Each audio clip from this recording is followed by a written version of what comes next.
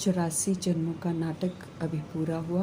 वापस घर चलना है, इसलिए आत्म अभिमानी रहकर पावन बनने की, देह अभिमान को मिटाने की, अर्थ सहित अपने को आत्मा बिंदु समझ बिंदु बाप की अव्यभिचारी याद में रहने की, महावीर बन अपनी अवस्था को अचल अडोल बनाने की, विघ्न विनाशक ज्ञान सूर्य पतित पावन परमपिता परमात्मा की हम आत्माओं के लिए आज के मुरली से शिक्षा।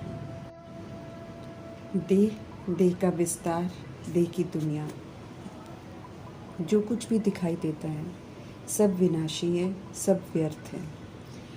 अविनाशी आत्मा, अविनाशी उसकी दुनिया, अविनाशी परमपिता परमात्मा समर्थ है। उनकी मुरली समर्थ संकल्पों का खजाना है। अब समर्थ को चित्त में बिठाना है और व्यर्थ की लीकेज को समाप्त कर हमें समर्थ बनना है। संकल्प भी समर्थ अर्थात सदा प्योर, पॉजिटिव, पावरफुल करने हैं। बोल सदा समर्थ, वरदानी, प्राप्ति कराने वाले बोलने हैं। कर्म सदा सुकर्म, निर्विकारी कर्म, गुणों और शक्तियों से भरपूर, सुखदायी हो, इसका ध्यान रखना है। व्यर्थ में बहुत विस्तार होता है, व्यर्थ शक्तिहीन बनाता है, व्यर्थ कभी न अंत होने वाले प्रश्नों के विस्तार में उलझाता है। समर्थ कम होता है लेकिन फलदायक ज़्यादा होता है। कम खर्च बाला नशीन भव का वरदान प्राप्त होता है। संगम युग पर हमें प्यारे बाप दादाजी सर्व खजाने देते हैं। संगम युग के खजाने अर्थात सबसे पहला खजाना स्वयं परमपिता परमात्मा बाबा हमारा सबसे बड़ा खजाना है। फिर उनकी मुरली, मधुबन, ज्ञान का खजाना, गुणों का खजाना, शक्तियों का खजाना, धारणाओं का खजाना, सेवा का खजाना, तन का खजाना, मन का खजाना, धन का खजाना, जन का खजाना, समय का खजाना, संकल्पों का खजाना, श्वासों का खजाना, वाणी का खजाना, श्रेष्ठ कर्मों का खजाना, दुआओं का खजाना, शुभ भावनाओं का खजाना, खुशी का खजाना, पवित्रता का खजाना, संतुष्टता का खजाना, वरदानों का खजाना, स्वमान का खजाना। फिर हमें दिव्य बुद्धि का खजाना मिला, बाबा के साथ सर्व संबंधों का खजाना मिला। तो इन सारे खजानों को सफल करना है। संगम पर ही भगवान से सर्व संबंधों की अनुभूति हम कर सकते हैं। इसलिए उनका फरमान है कि हम सभी आत्माएं सर्व खजानों को व्यर्थ न जाने दें। मीठे बाबा कहते हैं, खजानों के महत्व को समझो, उन्हें बचाओ तो कम खर्च बाला नशीन बन जाएंगे। व्यर्थ से बचाव करना अर्थात अपने आप को समर्थ बनाना, और जहाँ समर्थी आ जाती है वहाँ कुछ भी व्यर्थ जाए ऐसा हो नहीं सकता है। ध्यान खिंचवा रहे हैं परदाता शिव कि ये उत्तम पुरुषार्थ करने का समय चल रहा है। अगर ऐसे समय में व्यर्थ की लीकेज होती रही तो हम कितना भी पुरुषार्थ करें, मेहनत करें, लेकिन हम कभी भी सशक्त नहीं बन सकते हैं। इसलिए ये खजानों की लीकेज को चेक करना है और समाप्त करके व्यर्थ से अब हमको समर्थ हो जाना है। अभी हमें वही सोचना है जो शिव बाबा सोचते हैं, वही बोलना है जो शिव बाबा बोलते हैं, वही कर्म करने हैं जो शिव बाबा ब्रह्मा जी के थ्रू करके दिखाते हैं। तब हम आत्माएं जो हैं फिर से समर्थ बनेंगी, फिर से अपनी ओरिजिनलिटी में लौटेंगी, फिर से हम सतगुणी, फिर से हम सतयुगी बन जाएंगे। वरदान को विधि पूर्वक फलीभूत करना है और समर्थ बनकर उसका सबूत देना है। हम सभी आत्माएं प्रवृत्ति से भाग नहीं सकते हैं, चाहे लौकिक प्रवृत्ति हो चाहे अलौकिक प्रवृत्ति हो, लेकिन उसी में रहते हुए हमें संपूर्ण पवित्र रहना है। पवित्रता अर्थात ब्रह्मचर्य के साथ ब्रह्मचारी भी, इस बात को ज़रूर समझना है, क्योंकि संपूर्ण पवित्रता जो है वो गहराइयों से भरपूर है। और जब हम सभी आत्माएं प्रवृत्ति में रहते संपूर्ण पवित्र रहते हैं, रहना है हमको, तो जब हम संपूर्ण पवित्र रहने का सबूत देते हैं तभी योगी और ज्ञानी दो आत्मा कहलाते हैं। तो हम आत्माओं के लिए एक चैलेंज है कि सभी के बीच में रहते हुए, प्रभाव मुक्त रहते हुए हमें संपूर्ण पवित्र होकर रहना है। हमें अव्यक्त इशारे मिल रहे हैं कि हम अपवित्रता के बीज को एकदम कंप्लीटली समाप्त करें। क्यों? क्योंकि हमको अब संपूर्ण स्वच्छ बनना है, संपूर्ण पवित्र बनना है। जैसे हम परम धाम से आए थे वैसे ही बनना है। परमात्म ज्ञान जो है उसकी नवीनता ही ये है पवित्रता। हम सभी आत्माएं अब फलक से कहते हैं कि एक साथ रहते हुए हम पवित्र रह सकते हैं। स्पष्ट करते हैं कि पवित्रता के बिना योगी तो आत्मा और ज्ञानी तो आत्मा तो हम बन ही नहीं सकते हैं।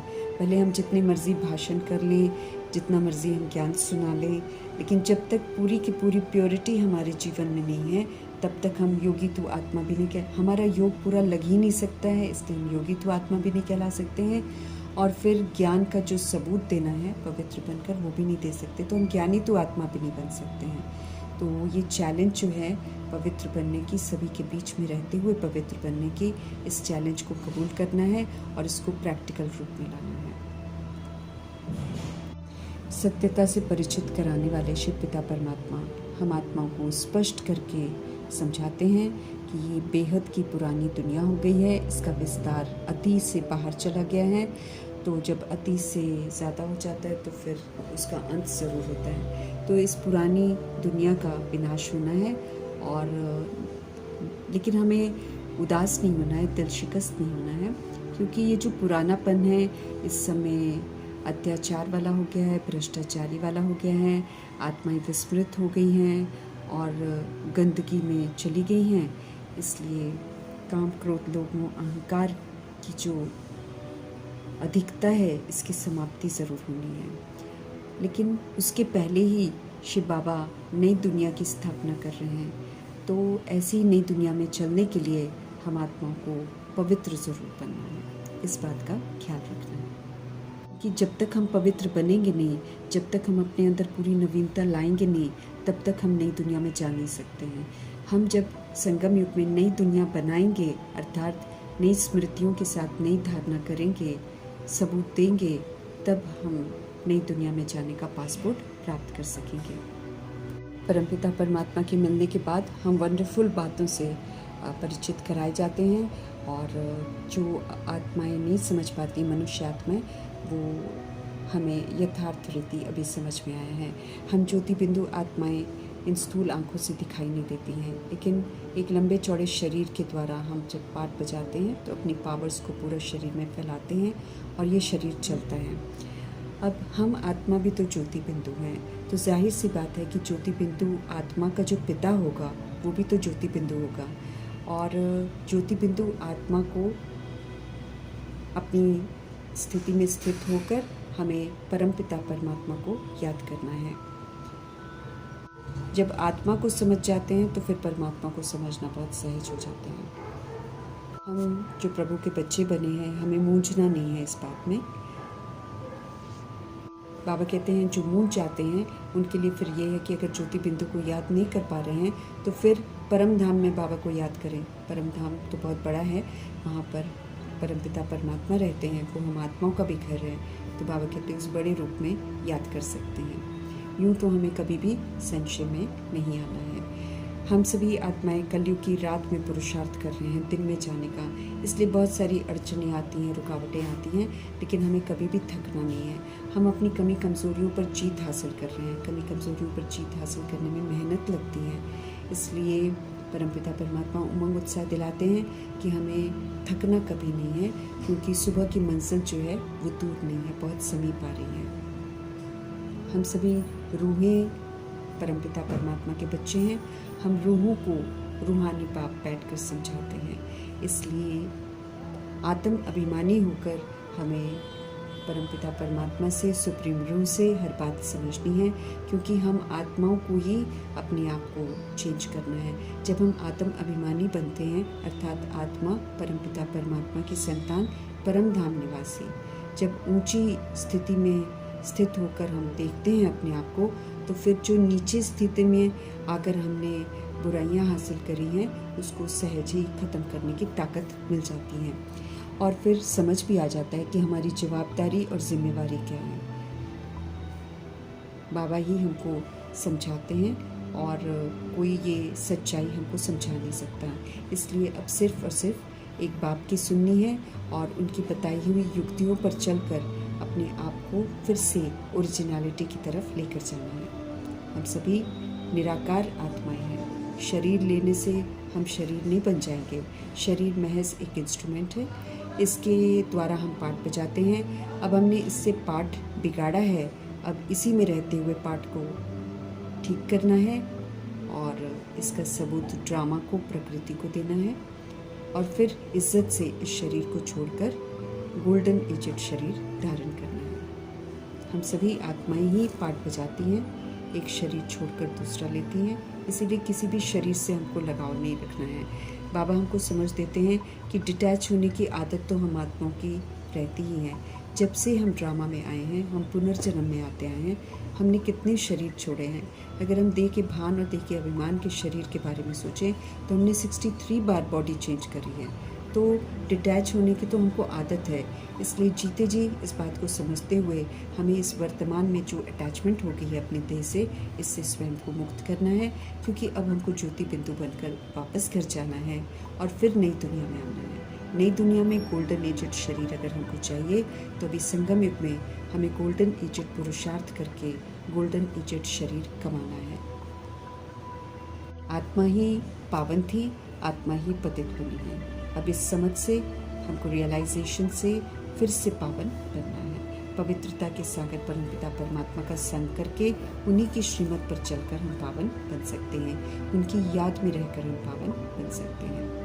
आत्मा में ही सारा ज्ञान जो है वो धारण होता है। ज्ञान के सागर पतित पावन शिव पिता परमात्मा इस समय हमको ज्ञान भी दे रहे हैं और साथ में हमको पावन भी बना रहे हैं। तो हमारा फ़र्ज़ है कि हम नॉलेजफुल शिव पिता परमात्मा की शिक्षाओं पर चलें और अपने आप को संपन्न और संपूर्ण बनाएं। अब हमें देह का अभिमान नहीं रखना है, बल्कि आत्मा के शुद्ध अभिमान में रहना है। आत्मा की शुद्ध अभिमान में रहने वाली आत्मा अच्छा पाठ बजाती है। देह अभिमान में आने से हमारे में भिन्नता आ जाती है। हम आत्माओं को देह के रूप में देखते हैं तो किसी को अच्छा समझते हैं, किसी को बुरा समझते हैं, किसी से बात करते हैं, किसी से नहीं बात करते हैं, किसी को छोटा समझते हैं, किसी को बड़ा समझते हैं। इस तरह की जो भिन्नताएं हमारे में आ जाती है वो फिर आत्मा को बदसूरत बनाती है और फिर उससे पाप करवाती है, दाग लगते हैं। अब ऐसे दाग हमको 63 जन्म लगे हैं, अब इनसे हमको बेदाग बनना है। तो अपने को आत्मा समझना है। जब हम अपने को आत्मा समझेंगे, इस शुद्ध अभिमान में रहेंगे, तो हम सबको आत्मा रूप में ही देखेंगे, फिर सबके साथ एक जैसा व्यवहार करेंगे, सारी भिन्नता समाप्त हो जाएगी, क्योंकि फिर हमको सभी सतोगुणी आत्मा के रूप में दिखाई देंगे। इस विधि से सारे हिसाब किताब भी हमारे सेटल हो जाएंगे। हम सभी आत्माएं इस समय बाबा से राजयोग सीख रही हैं। राजा बनकर पाठ बजाना। मैं आत्मा राजा हूँ इस शरीर रूपी राजधानी का। तो राजा दाता होता है, वो हमेशा सबको देता है। यहाँ पर हमको स्थूल चीज़ें किसी को नहीं देनी है, क्योंकि स्थूल चीज़ों से फिर हमारा हिसाब किताब बनता है। लेकिन जो सूक्ष्म हमारे पास है, जो बाबा से हमको मिलता है, सुख, शांति, प्रेम, आनंद, शक्तियाँ, इसका सहयोग हमें सबको देना है।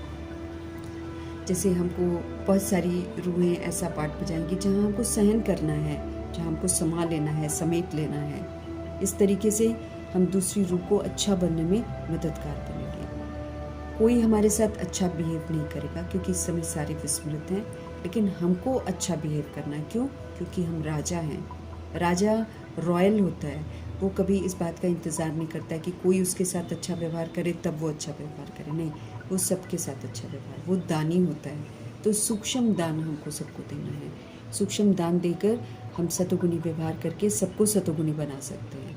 अगर हम बोल कर बोलेंगे कि सतोगुणी बनो तो कोई नहीं बनेगा, लेकिन जब हम खुद सतोगुणी बनेंगे तो दूसरी आत्मा अपने आप देखकर वाइब्रेशंस कैच करके वैसे ही बच जाएगी। वैसे भी जब हम सभी आत्माओं को शांति का सहयोग, सुख का सहयोग, प्रेम का सहयोग देते रहेंगे तो आखिर तो वो आत्मा में भी परिवर्तन आ जाएगा और वो आत्मा भी फिर सुख और शांति के वाइब्रेशंस ही हमें लौटाएगी। इस विधि से बाबा बुराई को अच्छाई से, जीतने की समझ देते हैं। हम सभी को देही अभिमानी, आत्म अभिमानी बनना है और आत्मा के स्वधर्म में रहकर सतोगुणी सतयुगी पाठ बजाना है। हमें राजयोगी बनना है और फिर राजयोगी का टाइटल कमाना है। दुनिया इस समय देह अभिमान में है, इसलिए अगर हम सोचे कि जो हम मुरली पढ़ रहे हैं वैसा वो लोग बिहेव करें, वो तो नहीं करेंगे क्योंकि उनको तो शिक्षा भी नहीं मिल रही है। और दूसरी बात ये कि वो देह अभिमान में आए हैं क्योंकि हम देह अभिमान में आए थे, हमसे वो सीखे हैं। इसलिए जो देह अभिमान वाली दुनिया है, द्वापर युग कलयुग की दुनिया, वो तो देह अभिमान का ही पाठ बजाएगी। हमको देही अभिमानी वाला पाठ बजाना है। बस ये हमें खुद के लिए ये लिस्ट बनानी है कि मुझे क्या करना है, दुनिया क्या कर रही है उसको नहीं देखना है, ना उसके प्रभाव में हमको आना है। बाबा की सुंदर शिक्षाओं को हमें धारण करना है। दूसरों को देखेंगे तो हम कभी भी अच्छे नहीं होंगे। ये तो बाबा ने बोल दिया है पहले कि लोग नहीं बदलेंगे, परिस्थितियाँ नहीं बदलेंगी, कुछ भी नहीं बदलेगा, तुमको बदलना पड़ेगा। क्योंकि हमने बिगाड़ा है तो हम ही को सबसे पहले बदलना पड़ेगा। हम बदलेंगे तो जग बदलेगा, हम जागेंगे तो जग जाग जाएगा। तो अपने ऊपर हमको वर्क करना है। इस समय भारत का राइज हो रहा है, तो श्रीमत पर चलकर हमको राइज करना है। रावण देह का अभिमान हमको डाउनफॉल में लेकर जाता है। ये हमको बाबा ने कल्प वृक्ष और जो सीढ़ी का चित्र है उससे बता दिया है कि कैसे हमारा डाउनफॉल होता है। तो देह का भान और देह का अभिमान हमारा डाउनफॉल कराता है। इसलिए अब डिस्ट्रक्शन वाला काम हमको नहीं करना है, अब कंस्ट्रक्शन वाला काम करना है, अर्थात स्थापना में हमको मदद करना है। तो उसके लिए हमको फिर से अपने को आत्मा समझकर परमपिता परमात्मा की याद में रहकर अनादि विशेषताओं को धारण करना है और आदि विशेषताओं को धारण करना है। फिर वापस घर इज्जत से जाना है, नई दुनिया में इज्जत से आने के लायक बनना है। कलयुग पुरानी दुनिया को पीठ कर देनी है क्योंकि ये तो विनाश होनी है। इससे लगाव रखेंगे तो इसका विनाश देखेंगे तो दुख होगा। ये महाभारी महाभारत लड़ाई जो है, इसमें ये कल्याणकारी लड़ाई है। इसमें पाप की मृत्यु होती है। इसमें प्रकृति के जीवों के साथ जो बुरा करती हैं, आत्माएं खाती हैं या सृष्टि को जो खराब करती हैं, उसका हिसाब किताब प्रकृति लेती है और बहुत एक्यूरेसी से लेती है। जो आत्माएं श्रीमत पर चलती हैं, परमपिता परमात्मा के साथ ऑनेस्ट रहती हैं, प्रकृति को सुकून पहुंचाती हैं, उसको प्रकृति नुकसान नहीं पहुंचाएगी। लेकिन जो नहीं करते हैं उनको प्रकृति नुकसान ज़रूर पहुंचाएगी क्योंकि वो अपना हिसाब किताब लेती है। हम सभी आत्मा रूपी एक्टर्स जो हैं इस धरा पर मेहमान हैं। हम परमधाम से आए हैं, तो एक मेहमान की तरह हमको यहाँ पर जीना चाहिए। और जो कि हम भूल गए हैं, हम सभी आत्माएं इस पर अधिकार जमाने की कोशिश करते हैं। अब अधिकार नहीं जमाना है, बहुत हम्बल तरीके से रहते हुए, सब चीज़ों के लिए ग्रैटिट्यूड दिखाते हुए, शुक्रिया करते हुए उतना ही लेना है जितना हमको चाहिए। एक्स्ट्रा हमको इस सृष्टि से अब नहीं लेना है। और बाबा की याद में रहना है और पवित्र रहना है। जितना हम पवित्र रहेंगे, जितना हम बाबा की याद में रहेंगे, उतना ये धरा, ये आकाश, ये जल, ये वायु, ये अग्नि, ये हमको माफ़ करते जाएंगे। फिर ये हमको नुकसान नहीं पहुंचाएंगे। लेकिन अगर हम अपना होमवर्क पूरा नहीं करेंगे तो फिर हमको विनाश का सेक ज़रूर लगेगा। ये बाबा हमको बार बार स्पष्ट करते रहते हैं। जैसे बाबा ब्रह्मा के द्वारा स्थापना करवाते हैं, ऐसे हम आत्माओं को भी अपना ब्रह्मा बनना है और अपने लिए स्थापना करनी है। हम आत्माओं को अपना विष्णु बनना है और पालना के संस्कार भी धारण करने हैं। हम आत्माओं को अपना शंकर भी बनना है और नष्ट मोह स्मृति लब्धा भी बनना है। ब्रह्मा जी ने करके दिखाया, अब हमको उनको कॉपी करना है। यहाँ पर कर्म क्षेत्र है, यहाँ जो करता है उसको ही मिलता है। अगर हम सोचेंगे कि ब्रह्मा जी ने स्थापना की है तो हम भी उस स्थापना में चले जाएंगे, ये हम आत्माओं की गलतफहमी है। अगर हम उनके साथ पाठ बजाना चाहते हैं तो फिर बाकायदा हमको पूरा पुरुषार्थ भी ज़रूर करना है। बाबा इस समय हम आत्माओं के लिए नया मकान बना रहे हैं, सचखंड बना रहे हैं। तो वहाँ जाने के लिए मुझे सच्चा बनना है। सच्चाई यही है कि हम निराकार आत्माएं हैं और इसके अलावा जो कुछ मैंने यहाँ पर धारण किया वो सारा एक एडॉप्ट किया है सिर्फ यूज़ करने के लिए, उसको मेरा कहना मेरे को दाग लगाता है। ऐसे दागों से हमको मुक्त होना है। पुराना ज़रूर खलास हो जाएगा, इसीलिए पुराने से कोई प्रीत नहीं रखनी है। हमें चिंता इस बात की रहनी चाहिए कि हमें अपने अंदर की तमो प्रधानता को ख़त्म करके सतो प्रधान बनना है।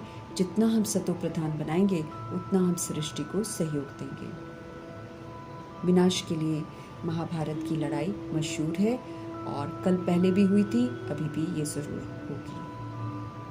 भारत के उत्थान और पतन की जो अद्भुत कहानी है उसको मद्देनज़र रखते हुए हमको अब पतन करने वाला कोई कार्य नहीं करना है। देश समझने से मेरा पतन होता है और आत्मा समझने से मेरा उत्थान होता है। इस अंतर को समझते हुए आत्मा समझकर हमको पाठ बजाना है।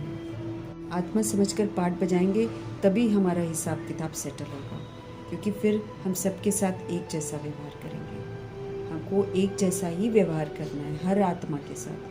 हर आत्मा के लिए एक जैसी सोच रखनी है। जहाँ भिन्नता है मतलब वहाँ हम देह के भान में हैं, हम देह को देख रहे हैं।